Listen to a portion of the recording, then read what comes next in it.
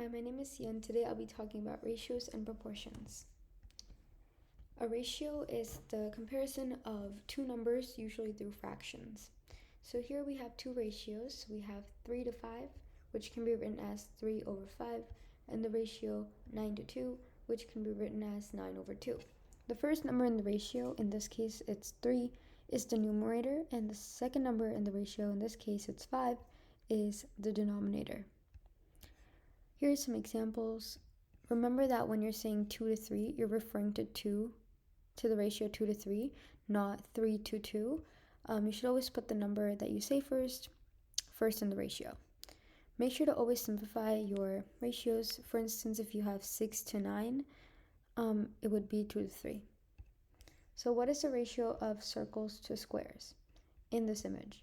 So we have 1, 2, 3, 4, 5, 6 circles, and 1, 2, 3, 4, 5, 6, 7, 8 squares. When you're writing ratios, you should always write them in the order of how it asks you in the question. So here we have circles to squares. So we write the number of circles first and the number of squares second. So we would write it as 6 to 8 or 6 over 8, which is a fraction. And this would be simplified to 3 to 4. Proportions are numbers that are considered in comparative relation to a whole. So it's basically just an equality of ratios.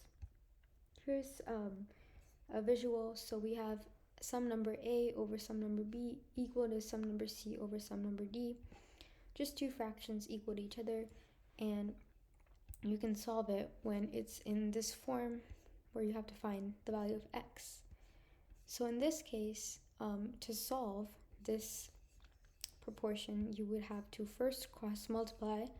So cross multiply the numerator of the first fraction with the denominator of the second on the other side of the equal sign. So we have 3 times 15. Then you would have to simplify. So after you do 3 times 15, which is 45, and 5 times x, which is 5x, simplify it by dividing 5 on both sides. So you get 45 divided by 5, which is 9. So let's try some problems with proportions. Here we have 5 over 2 equal to x over 6. Cross multiply, so 2 times x and 5 times 6, so 2x equal to 30. And so we get x is equal to 15. Here we have 6 is equal to 8 over x. So we multiplied 2 by x and 6 by 8, which is 2x equal to 48. And we get x is equal to 24. Here we have 7 over x is equal to 1 over 7. This kind of makes it easy because 1 times x is just x, so we get x is equal to 49. In this problem, we have x over 6 is equal to 3 over 15.